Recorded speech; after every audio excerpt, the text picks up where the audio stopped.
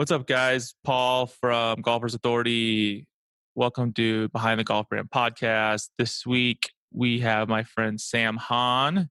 Sam is the CEO of L.A.B putters. I started working with Sam about a year ago. Yeah, Damon and I were freaking blown away by the L.A.B putter. The directed force 2.1, it's the first one we ever tested. And it was like deadly accurate. It's crazy. So I finally got to meet Sam at the PGA show this year, and we've become friends. He makes really cool videos on YouTube, even though he doesn't think he does. I think he does. And so I said, hey, would you be on my podcast? He said, absolutely. So without further ado, it's Sam from L.A.B putters. Welcome to the show, Sam.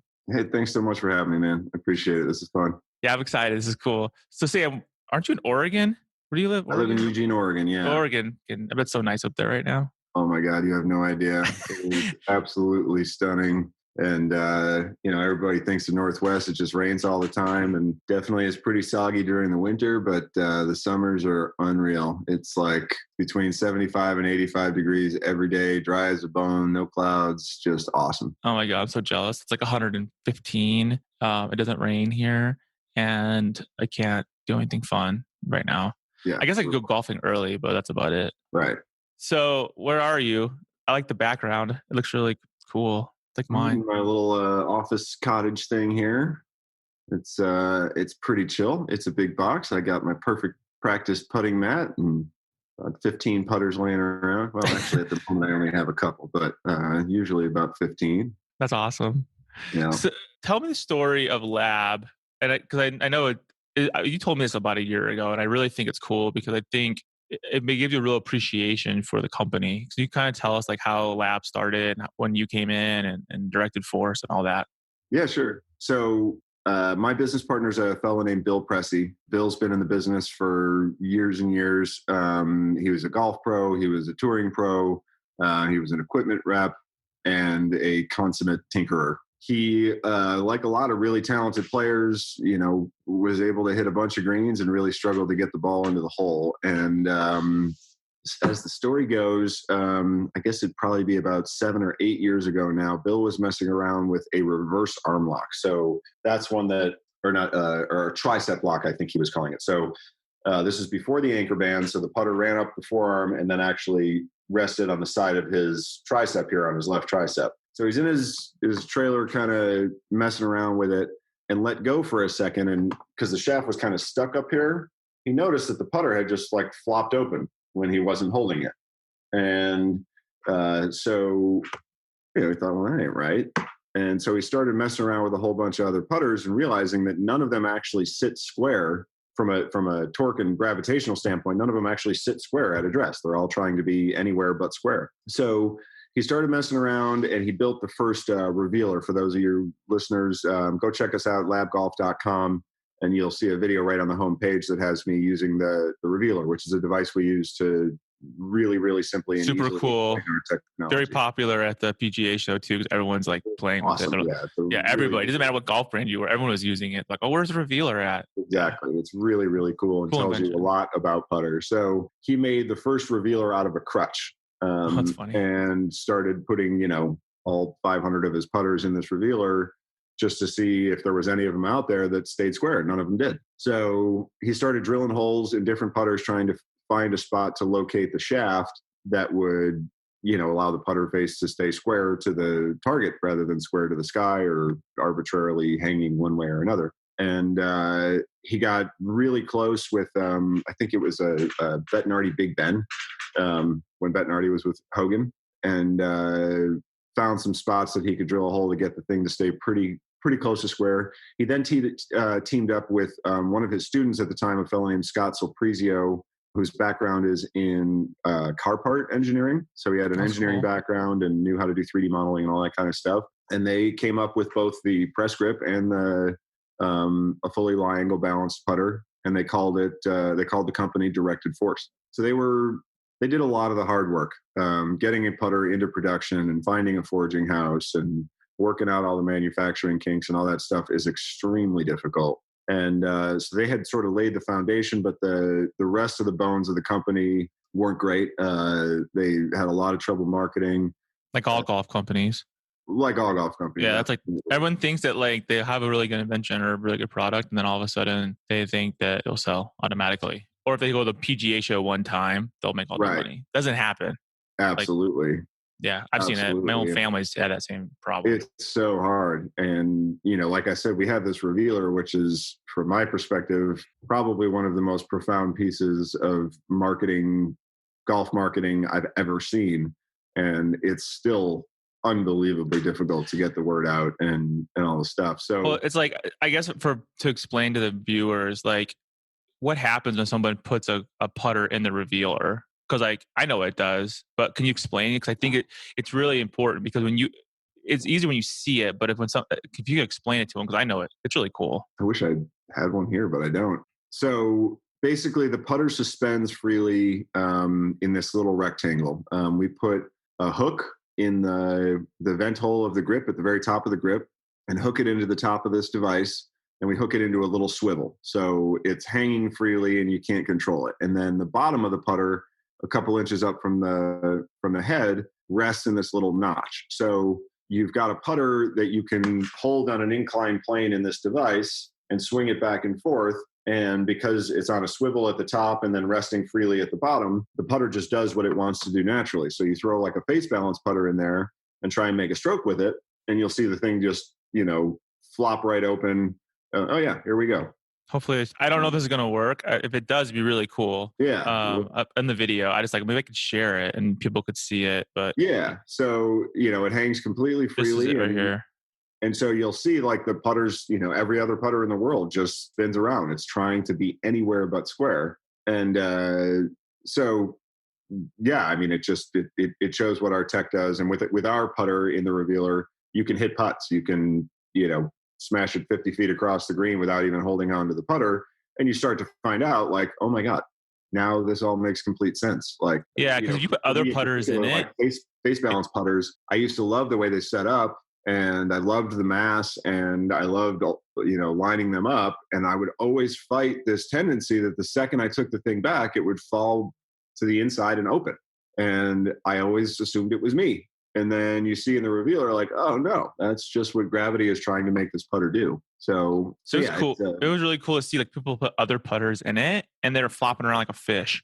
Yeah. Like that's the best I can describe it. Like the whole putter's like flopping around when you're swinging it back and forth. And then you put the L.A.B putter in, it's like clock. It's like doesn't even move, dude. It's like perfect. I'm like, it's perfect. It was perfect. Literally, I'm not just saying that. When you see that, you're like, holy crap! No wonder I don't hit the ball straight because like I think I'm doing everything perfect, and then I realize that my putter is not made to be flush when it hits the ball. And what's funny is that we were all under the impression that it was. Like, we've all had that rough day on the putting green, and then you go to the practice green afterwards and try and fix it. Like, okay, I'm just going to make a perfect stroke back and through, and the putter should just stay perfectly square to my arc. And, lo and behold, it doesn't. It's fighting you. And we react to that fight. We react to the putter trying to open and trying to close and doing all this stuff. And that's where we make super shitty strokes. So when you get one of these putters, it's just like, it's a eureka moment for most. But I mean, I saw it. I saw at the PGA show, people like their eyes light up and go, "Holy crap!" I remember seeing it. I just swear to God, I remember seeing that. And I'm like, "Oh man, it's so fun!" And then people are like, "Oh, Sam, where's it at? Can I use it?" Everyone wanted to use it, even though they're different brands. They wanted to totally. Like, that's my favorite piece is when people start, going over to the booth next door and grabbing their putter and sticking. They were. They don't. I totally saw that. They're like, "Let me try. Let's try on this one. Let's try on this one." Because it's like a kid. You're like, "Oh, now wait a minute." I don't know. It's like it's a tool. I don't know. There's just nothing like it. Even though this is only just a way of testing a putter, like, I don't know. I mean, that in itself is an amazing tool. I don't think anybody ever, I don't know. I don't think if you're in the putting world or if you go on the PGA show, you probably don't even know what it is. I don't think. No, and it's and the videos are, you get the picture really quick. I wouldn't have invested in the company and upended my entire life to take this on without that revealer. It's ridiculous. I mean, and that's just the revealer, you guys. This is just the tool that does the putter, but the revealer is like, it shows you why the putter is so cool. Yeah. Why it's so amazing. What's amazing is, obviously I spend a lot of time talking about the putter and I don't walk around with a revealer all the time. No. And I have the hardest time explaining what the point of our technology is without the device. And the revealer itself is like I said before, I mean, just an incredible marketing tool, and makes my job a lot easier. But I bet a lot of brands hate it. They're like, they shoot. freaking hate it. Because The they're guys like, on tour can't stand it. They it go op- yeah, very like it far opens out up of their Pandora's way. box, right? Because then they're like, oh, yeah, I guess it's not as flush, or yeah, it flops open. You know what I mean? Like, Yeah, it's hard to deny it. And then, I don't know. I just, yeah, they don't like it one bit. no, like you came out with that video, like, I don't know, was it 3 months ago, 4 months ago with the revealer? I think it was like 4 months. I don't know. With COVID, time goes by so fast. But like, you guys sent it to me, and I like just posted it on Instagram. I posted it everywhere. I'm like, everyone needs to see this. Then I sent it to my email list. I'm like, you guys, like, this is why the lab putter is so amazing. Like, this is it. Like, I can't explain why I think it. Yeah. And this is why, when we've got the other putters in there, this is why you struggle. You like, everybody's done it. Everybody's had that nasty little putt that they feel like they made the perfect little soft hand stroke, and It goes to the left. nice And you're like, what the hell? putter, freaks out and they lose control of the face, and they're like, why am I a bad person? And it's like, you're not a bad person. Your putter sucks. That's all. Yeah. And, Sorry. Like, it doesn't matter how accurate your aim is. It doesn't matter anything. Just when you're at the moment of impact, you're not set straight. Sorry. Sure. But, I just back to how I got into it. Yeah. Bill, so they had the company going, and I was just a customer. Oh, really? Is my guy here in Eugene. I had 50 putters in my basement, legit 50 putters. And like a putteraholic. Totally. And I was that dude and I had gotten to a point where, like, I was an okay putter, but I really hated putting. And I found the inconsistency so frustrating. And I was to a point where I was switching intentionally. Even if I'd had a good round the day before, I'd switch putters just to create, an artificial honeymoon period. So Bob Duncan shows me this putter. And because I was like, a total aesthetics douchebag, I was mostly into like, fancy, cool putters and Newports and Have that putter. 802s and Napas and shit like that. And, Yeah. And so he shows me this spaceship, and I'm like, no, bro. Like, no. And he convinced me to give it 9 holes. I one putted the first 7 greens. Seriously? I made about probably 150 feet worth of putts in 7 holes. I didn't even finish the round, and drove right back. And I was like, what the hell? Yeah, you're like in shock. You're like, wait a minute, I've been spending all my time and money on these fancy ass, super expensive putters, and I'm mediocre at best. Yeah. So I got the putter, and I actually struggled with it quite a bit at first. I went through what we call the hangover period, and there is a hangover period, which I could talk about in a minute, but I went from a 2 to a plus 2.8 in about 6 weeks. Holy moly. Which, for those of you that play, down in the low single digits, like, picking up shots is hard, like, there's really so good you can get without, practicing and playing every single day. And it was nuts, man. It was nuts. All of a sudden I'm like, I'm not just making them, like, I'm making them right in the middle. And then, all of a sudden the drive on the next tee is going a little further, and your iron shots are a little bit more aggressive because you're not worried about short siding yourself, because you can make an 8-footer. And things got really good. Then one day I'm playing, and I'm like kind of, messing around with my putter, and I start to hear this click. And then I I'm kind of listening, trying to figure it out. And I just like check the head, and the head pops right off.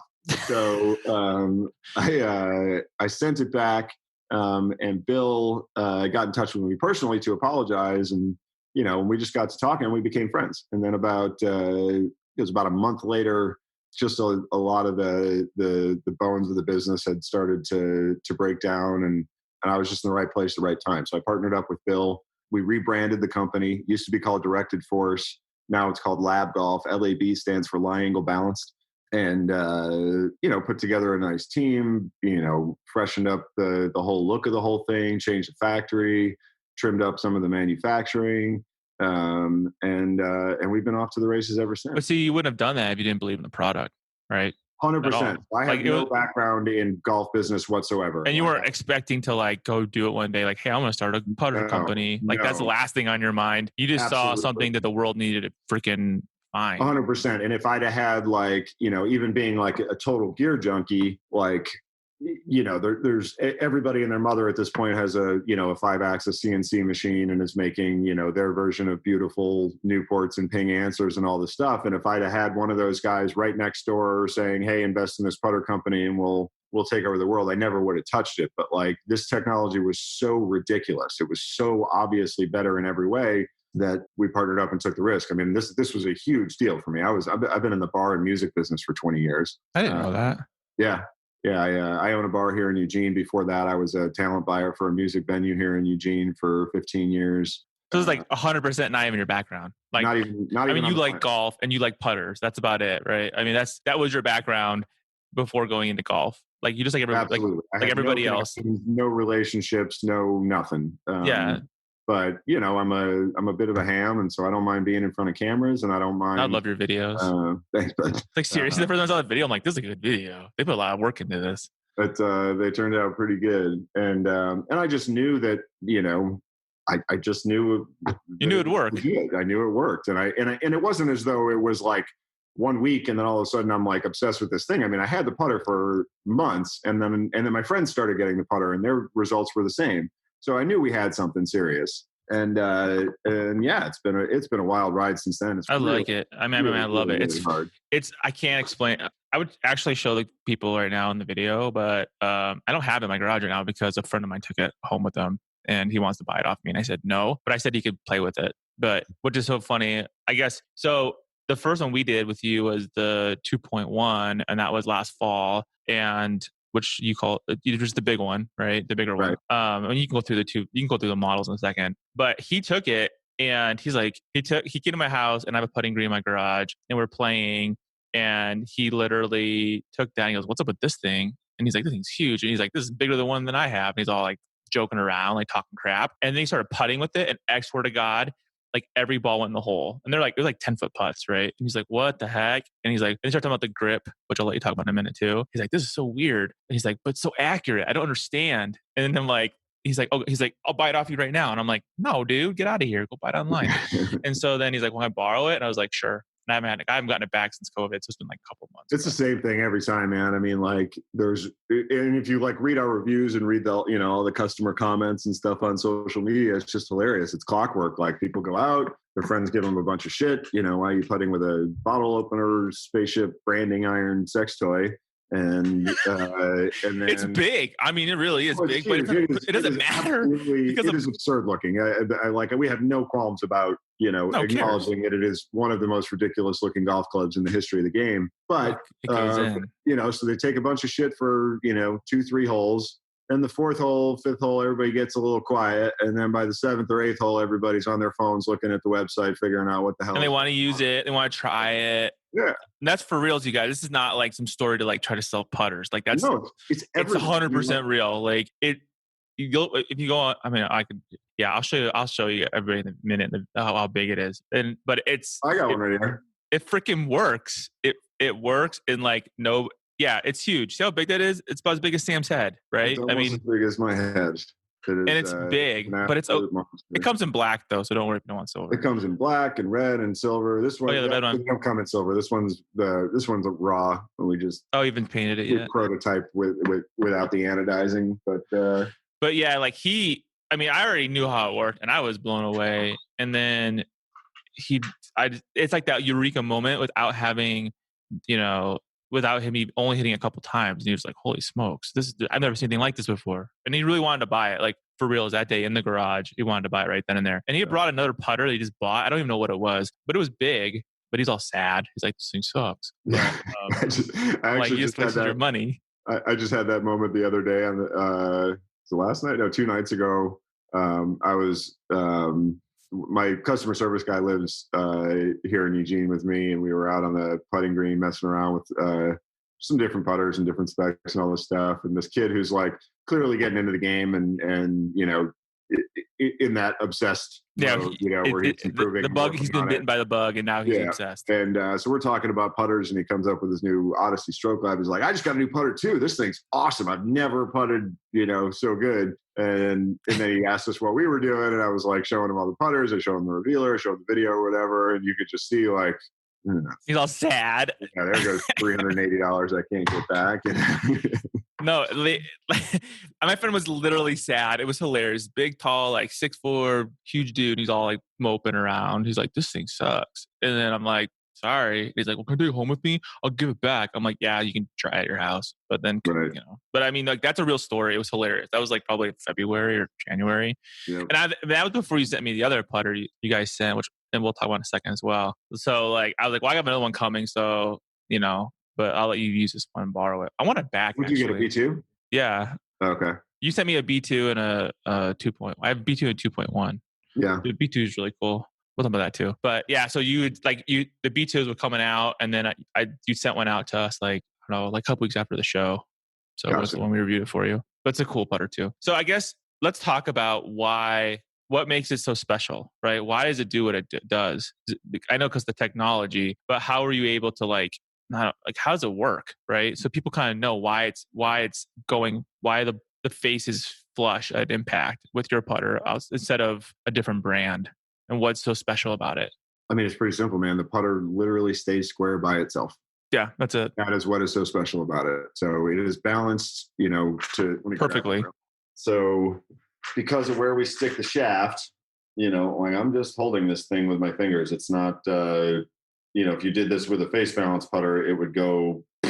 Yeah, it would fall backwards. Fall backwards and fall open. So this is its only balanced position, is in the playing position with the shaft, at its inclined plane. So it's trying to literally stay square by itself. So, everything we've ever done in putting is in an effort to keep the face square. And then all of a sudden with our putter, now the name of the game is letting the face stay square. So it's just a different approach. It's a different feeling. It's what we always thought putting was, But you make it happen. We made it happen. Yeah. Yeah. I mean, people thought they were doing it right forever. Right. And they thought that, hey, I got this flat piece of metal that's supposed to make the ball go in the hole. And it never did.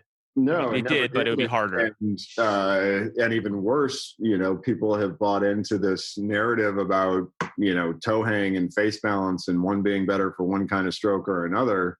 Yeah. And our revealer shows you that narrative is like literally based on nothing, like nothing. It's all sales. It's all sales words. Totally. It's a marketing campaign. And what's so scary to me about it is guys that don't really give a shit about marketing, coaches and stuff who aren't making money on that narrative necessarily have also bought into the narrative. Because they've heard it so much over the years, totally. It becomes, it's knowledge, even though it's not maybe necessarily true. Totally. I mean, everyone thinks that. Take a toe hang putter. How often have we heard people use the term toe flow, Yeah, exactly. And gate and arc and all these things. And if you have a gating, arcing stroke, you're supposed to use a toe hang putter. A toe hang putter, from a torque standpoint, is actually, the second you take it back, is actually trying to close. It shuts down. And then on the way through, it opens. So it's the dead opposite of what we were told a toe hang putter is actually doing. There is no flow. There is no toe flow. There's toe resistance. And maybe that's why some people who like to screw the face open and then screw it closed through impact like it, because they feel resistance in both directions. But that's going to run its course. And if when you have a putter that is torquing in one direction or another, the smallest adjustments to your setup, to your grip pressure, to your pace, to your rate of acceleration, to your transition, all that stuff is going to impact your relationship with torque. Whereas with our putter, grip it a little tighter, accelerate a little more, all this stuff, it's not going to change the fact that the putter's trying to stay square.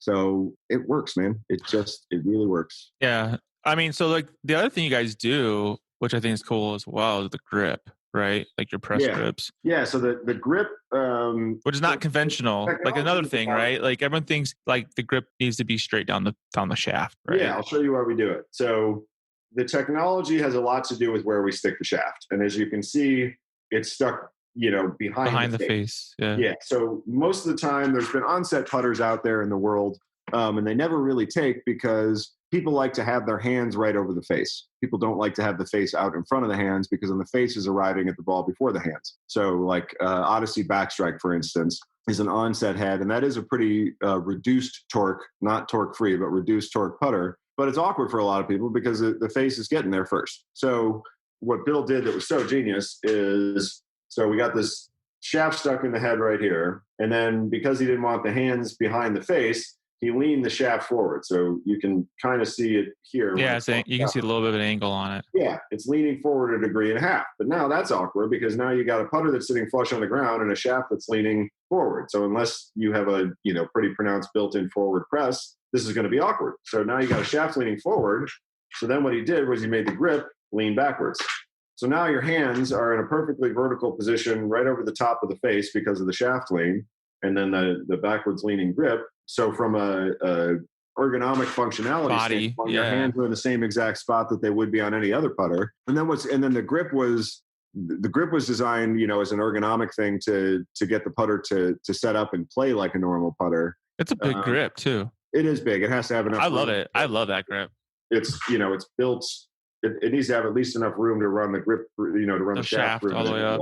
And then what we, just through some testing, realized if you throw that grip on conventional putters, we have 2 patents. The lie angle balancing is patented, and then the grip is patented. And the grip is its own a whole other world of crazy good tech.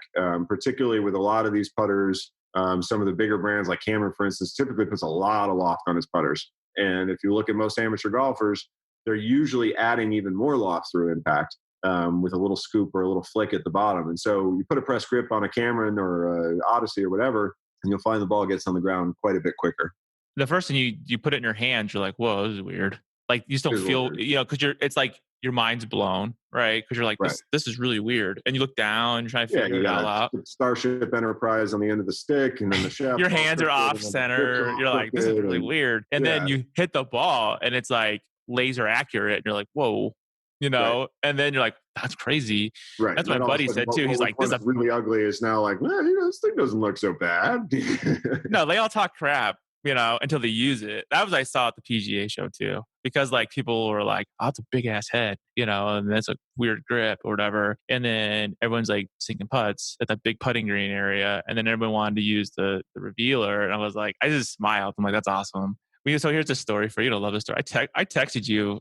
I think I must have tagged you on Instagram too. I know I texted you this picture, but so I went to the Phoenix Open this year the Waste Management Open, and I was out watching the putters and watching everything going on and all the players putt and stuff. And I saw like a bag.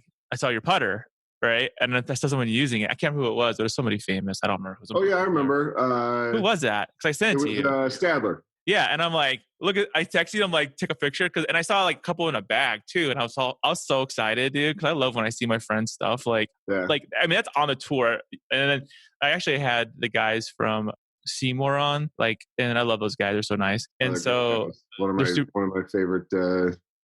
favorite companies out. Yeah, they're so cool. They're like the coolest guys, and so I saw them too that same day. I saw their putters, but I just get very excited when I see my friends' brands being used on the tour and just the reaction of the players and they're like sinking putts. I'm like, yeah, it was awesome. I don't know. I actually was just texting with Kevin yesterday. We've had some bites on tour and plenty of plays, and we rep out there, and we've had some good luck with some tour players. Haven't broken through with a win or anything like that yet, but once it happens, that's all it takes. That's what the guys from Seymour were saying. Kevin's really struggled with putting since the anchor ban, and we made him a broomstick.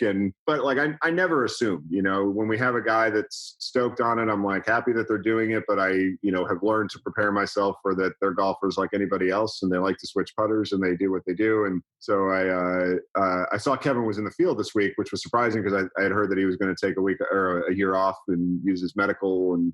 He texted back. I was like, hey, I saw you were in the field. You still got the the DF in your bag. And he's like, what kind of question is that? Yeah.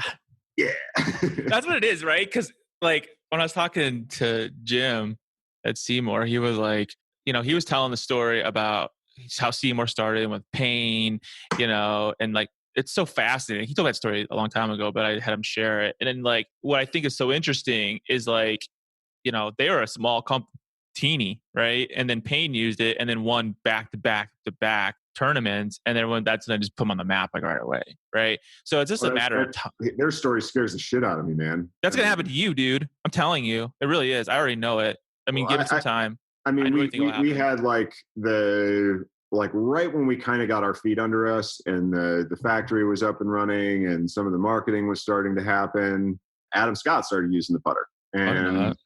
And he used it in 4 or 5 tournaments last year, including the Players and the Masters, both of which he was in contention.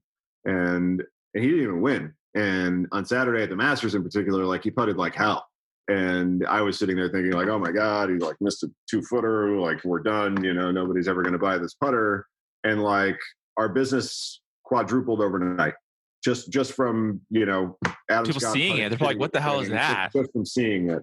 And then all it takes is one winner. That's all it takes is one winner. And you guys are just like everybody else. Like Seymour wasn't sponsoring anybody. They were just like, we can't and we won't. I mean, yeah, a lot of once you pop, you can't stop. And we have the luxury of like, not needing to because we have technology that nobody else can offer. That's what I love about Snell balls. Like I work with Snell and that's the same thing. They're like, I know that they make very quality ball, and like they've been asked by players on the tour that they want to hit the ball, but they want to be paid. And Snell's like, nope, sorry, we're not doing that.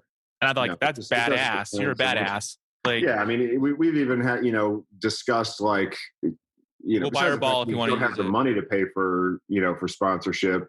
Like we've discussed. There's no freaking way, man. I couldn't even imagine what that would cost. What's that? I said, there's no way that I couldn't even imagine what that would cost to sponsor. You know what I mean? Like, I think it's getting less and less. I mean, like the TaylorMade, a couple of years ago, pulling out of a lot of their pay-to-play stuff really helped out. It opened up the world to companies like us because guys were starting to realize that it just didn't make sense for the dollars that some of these major OEMs were now offering, which was not that much. They'd much rather just play gear that works and make the extra money out on tour. I think Zach Johnson's using Seymour right now. I think that's what they said yesterday. I hope he's back on it. I know he used Seymour forever. I mean, he won. Yeah. I think he's been using it for 15 years. I think he was using it when he was still on the web tour. Cool. Or Corn Ferry Tour, whatever it is. And then when he won the Masters with it, that was another huge explosion for Seymour. I love the guys from Seymour. He's really struggled with his putting. We actually made him. We made him a couple they didn't take, and then PXG I think made him basically a Seymour. I think they just machined a putter in the exact same specs as what he has, and put a little dot on it just so that he would have 14 PXGs in his bag. But I haven't seen what he's using this week. I actually looked at the leaderboard this morning. It looked like he was playing okay. I don't know. I think like it's just a matter of time. I mean, like you said, a quadruple overnight, and he still wasn't shooting that well that day, right? Yeah. So like, imagine if he won, you would have been like inundated, and then with like with Seymour, like I said, the story gives me nightmares. Like it not put them out of business, but I mean, or maybe it did. I mean, I don't even know exactly how it went, but as the story goes, from what I've heard, Payne wins the U.S. Open, and they had like $6 million worth of orders in 3 weeks. And that's a lot back in the 90s. Right. And they had been producing no internet 100 putters a month or something like that. And all of a sudden they need to produce 3,000. And it totally overwhelmed them. They got back ordered. And if you don't strike when it's hot, you lose it. Get these putters out the door, you lose your momentum and you're screwed. And so it's, I think right now though, with like the big brands, I think they're struggling. I already know they are, right? For sales, because they have such much overhead and like trying to like, oh dude, they're screwed. Like I've heard rumors, like people like saying that like they're writing off 2020, right? Like have you noticed like you see zero marketing right now for drivers? Zero. There's no zero. There's no zero. They're going to end up sitting on all this inventory, selling it at cost just to try and get their money. And all that crap's in stores right now too. Like they're in really big trouble. We got lucky during the pandemic because all of our shit's made in the States. And you're a small company, like you're able. Company, yeah. I mean, that's a great thing, right? Like you're very nimble, and like a lot of brands I work with, like yourself, are small to mid. And there's nothing wrong with that because you're nimble as hell. You can make decisions whenever you want. You already have your supply chain figured out. It's not this big, And I work with I don't work a lot with some very large brands, and they had to let go everybody. Now, like their vice president is the guy fulfilling orders, because everybody below them is gone, and it's like, absolutely. Holy crap. Yeah, it's going to be scary times for some of these big OEMs. I'll be curious to see how they make it out of it. Callaway's the one that has me the most nervous. I mean, they're a really good company. They've been around obviously forever and ultimately serve their customers very well, I feel. And like has a bad publicity last year. Yeah, and then they went and rectified all the bad publicity. Yeah, paid a ton of money. Yeah, massive, 50 million or whatever it was. I remember reading the article. And then boom, pandemic hits. They got more Mavericks than they'll ever be able to sell. They'll never sell those out. And they got now. What are they going to do? Like it's I'm a noob, right? When it comes to the golf world, I'm a lawyer, right? I just do it for fun. And like to see like going to the PGA show and all the momentum, right? When you come out of that PGA show, there's a ton of momentum. It doesn't matter what brand you are, big or small. If you were there, you have momentum, unless you Right. screwed up the show in some way. But there's some momentum there for you. And then, then COVID hits a month later, right? And it's like literally a wall. And it's like, so I mean, I know I've talked to a lot of my friends, and they're all like, "Yeah," and this happened, and I saw this too, where like traffic on the site was down 30% in March. Well, actually, it happened all one day. Traffic dropped 30%, and I was like, "Whoa!" And then it came all back, right? And you're probably seeing this too in your company. It came back within a couple of weeks, back, and then it skyrocketed, right? Right. Everybody's just stuck And at home on their computer. yeah, and now they're not unemployed, so they're like, or they're retired and they have money, so they're like, well, whatever, I'm gonna go buy stuff. And but now it's like I have friends who are like, oh yeah, we're sold out. We're still doing pre-orders on like literally everything, right? Because it's like because they're not manufactured in the United States, or manufactured overseas, and it takes a month to get it, and whatever. I mean, a lot of brands are killing it like gangbusters, but it's still the supply and demand. It's not the supply and demand. It's the the what's it Just called? the supply. The supply. Yeah, like it's hard to get the supply, but I didn't know all that stuff was made in the United States. That's freaking cool. That's really smart. Yeah, it's great. Yeah, they're forged in LA. We had forgings because LA, that would have been an issue if we didn't, just because California shut down. But rest of our, they're machined in just outside of Reno. We I know assemble that. and balance them and all that stuff at our factory in Reno, and we were able to stay open. And I mean, we got really, really, really lucky.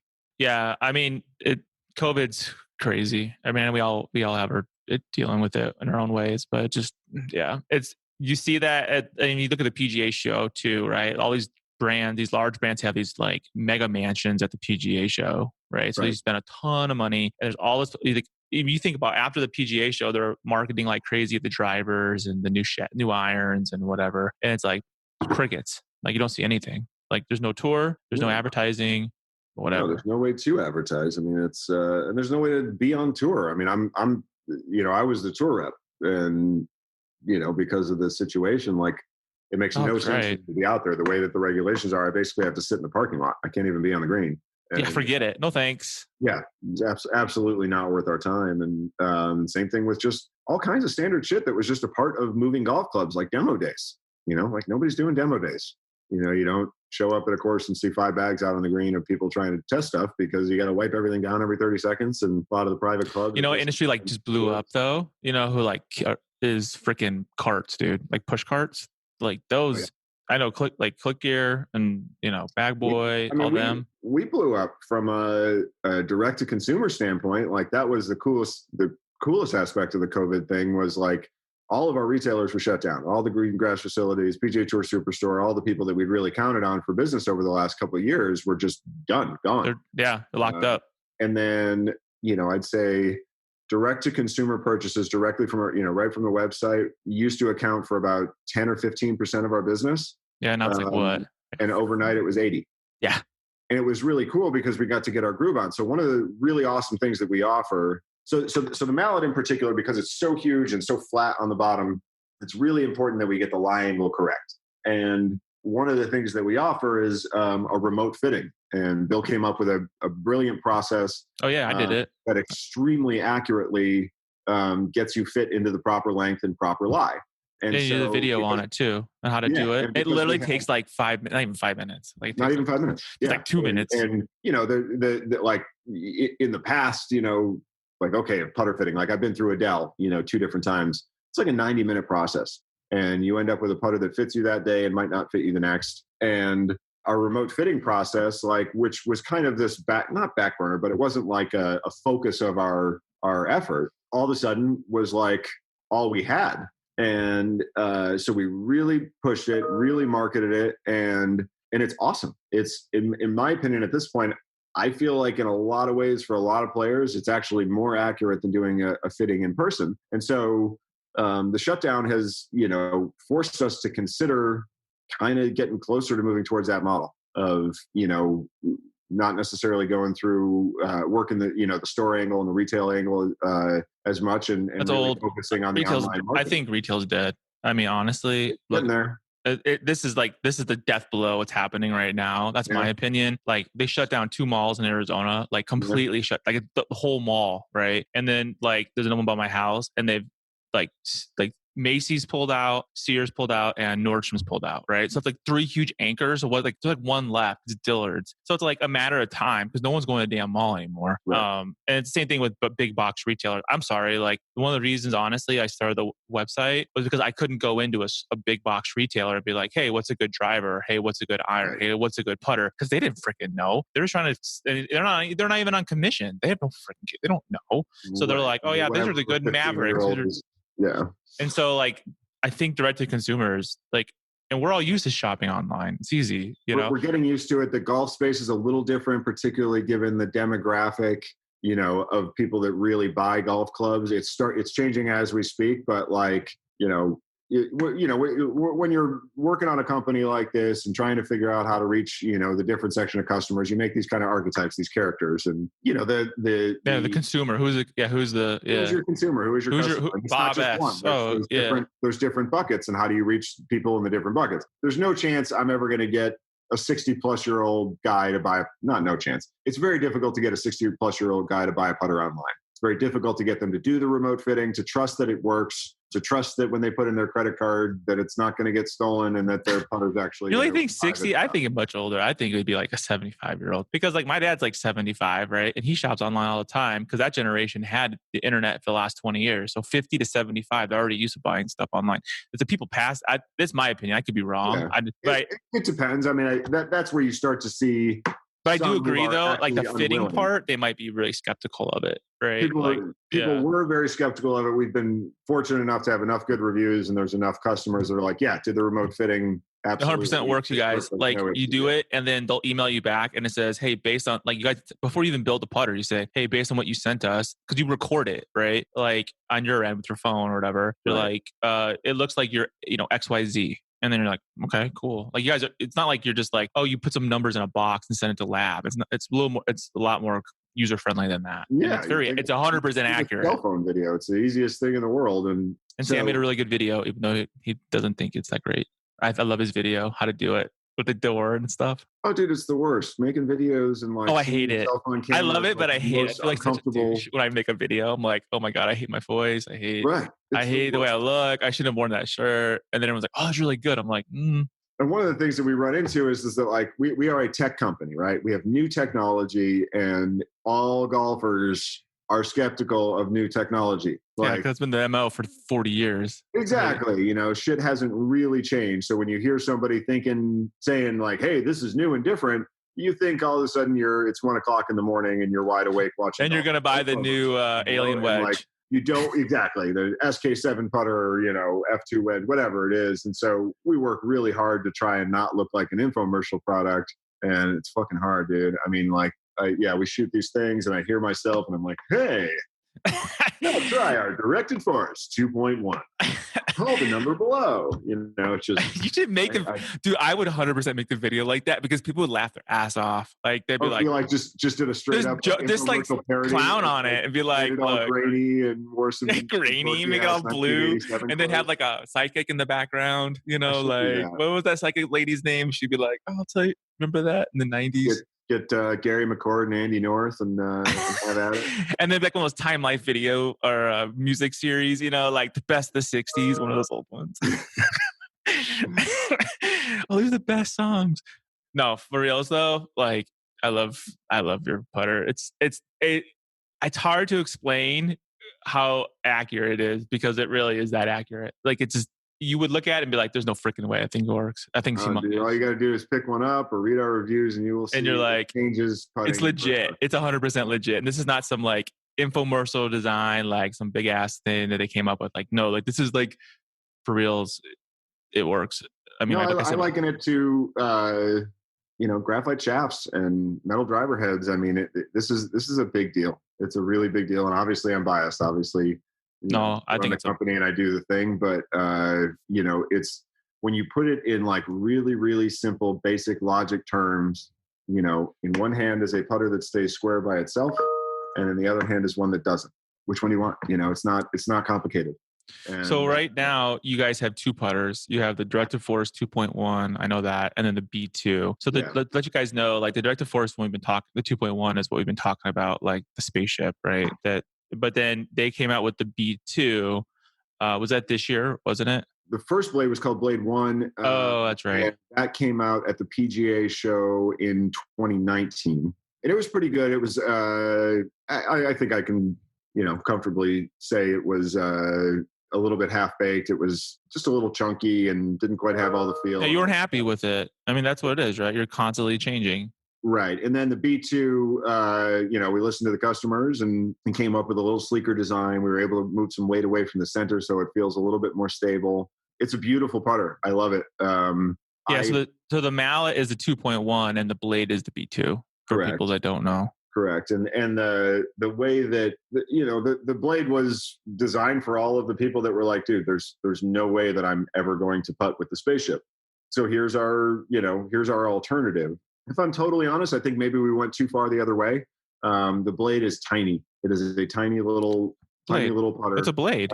I mean, blade. It's a blade. It's a pure bullseye. Some people hate mallets. Some people hate mallets. The thing that I think makes it so that the B2 isn't quite as popular is that even though the Directed Force is center shafted, it doesn't play like a center shafted putter because the shaft is so far behind the face, like you don't have the shaft awkwardly interrupting your aim or your top line. With the blade, immediately there's a large portion of the golfing population that just can't look at a center shafted putter.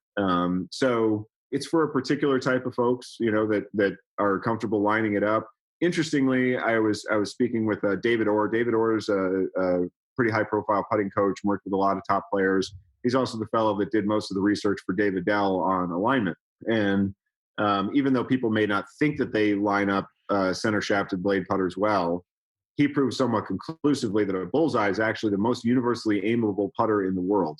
So we tried to, kind of get close to that. But the B2 is wonderful. I practice with it because I get much better feedback. The mallet, you can hit that thing anywhere on the face and it doesn't matter. You're not going to lose any speed. It's not going to go anywhere but straight. The blade, you start, mishitting this thing and you're going to feel it just like you would with a bullseye or with a Newport. Like it's going to feel clanky once you start to get off the center. So it's good for practice to kind of get me focused in. And occasionally I put it in play just because it's, nice not to have to carry around a spaceship. And, but the technology isn't quite as obvious. Like with the mallet, when you swing it, you're like, wow, instantly, first stroke you make, you can feel it, that it's just on rails and swinging itself. The blade, isn't quite as stable and you're a lot more capable of twisting it offline. So like most blades though too, right? I do too. And I like having it in my hands, and being in control rather than, the stability of the mallet kind of being in control of you. But it's almost like the mallet's like fire and forget, right? Like it's very forgiving. It's super forgiving. So like you can hit that bad boy and it'll still go straight as an arrow, right? That's where you start to see people making a lot more 25, 30, 35 footers because they may be starting them online. But, it's pretty hard to catch the center of the face every single time from 35 feet. But like if you use a blade, and I don't think it's just the B2, but like any blade, it's like you have to be you already have to be a good putter and understand your putter and be consistent in your swing to hit the ball in the sweet spot. Right. Like, and if you're not, then but that's like with most blades. I saw the same problem with my Scotty Cameron. Like I'm hit all over the place. Like sometimes I'm perfect and sometimes I'm not. So I don't. Most people are. No, but even I work with PGA Tour pros. They don't hit the center of the face from 30 feet every time. I guarantee you. Nobody does. That's the thing though. Like the 2.1 is like, I don't know. And I think that's key, right? So if you think about if as a consumer, the 2.1 is perfect for pretty much any player, like an amateur, a beginner, somebody that wants to be good at putting and like not spend their entire life trying to figure out how to putt, right? Like, totally. That's what I like about it. It's a spaceship. Who cares? I don't care. It does the job. That's why you have the club in the bag and you don't have to go buy any more, if that works for you, then you don't need to do it. For sure. Well, I just want to say thank you for being on the show. See how fast that was, right? We just been talking for 50 minutes, dude. That's like, this is how our phone calls might talk to you anyways. Like this is how we talk for like an hour. It was BS. This is exactly how we do the show too. It's more like I want to get my audience to know these people behind the brand that have these ideas that can know the products in and out. I mean, I just think it's so cool that like, Sam is just like us, but then he tried the putter, was blown away, and became friends with, you know, the inventor and was like, hey, somebody I actually want to invest in, even though he had no intention in doing that. Like, and now he runs Lab. So, I mean, Yeah, Lab putters are this freaking is that badass. story. I am like regular, normal golf junkie guy who He's a normal literally dude. had the opportunity He's in not even life. a gearhead. Like, he's just a normal dude that likes putters and I mean, likes I to was a bit putt. of a gearhead, but yeah, I mean, this is the opportunity of a lifetime. It's crazy and an absolute dream come true. I mean, I get to hang out on the PGA Tour putting greens and shooting the shit with top players and picking their brains and top coaches and learning more than I ever imagined I And could. his background's in music. Like, that's his deal, right? Like, I mean, it's so cool. Like, because, the golf world is very small. People don't realize it. And, it's cool to like, when you find cool people, that how it just grows, your brand and stuff. So thank you again for being on the show today. You guys have to check out Lab Putters, L period, A period, B period. What's your URL? Labputters.com? Labgolf.com. Labgolf.com. Check it out. Watch his videos on YouTube. Actually, I have one of his videos on my channel too. You'll see what we're talking about when it comes to the revealer. And when you see that, it just kind of speaks for itself. Like it's only like a 1 minute video, and you're like, holy crap. Right. Um, You get the picture real quick. and you're like, oh, that's why it works. And it's not like some infomercial thing. It's more like, hey, this is how the lab, like, because don't you compare the two, right? Like, here's a regular putter, and then you do it in the Yeah, revealer, and then a face balance putter, a toe hang putter, and then our putter. And yeah, and then like the first two are like a flapping around like a fish, and then you put yours in, it's like a pendulum on a clock. It doesn't even move. It's like what? So yeah, definitely check out Lab Putters. Great company. They make an awesome putter. No joke. If you need help with putting and try to save strokes, this is the best way you can do it right now, honestly. And that's it. So thank you for being on the show. Thanks so much, Paul.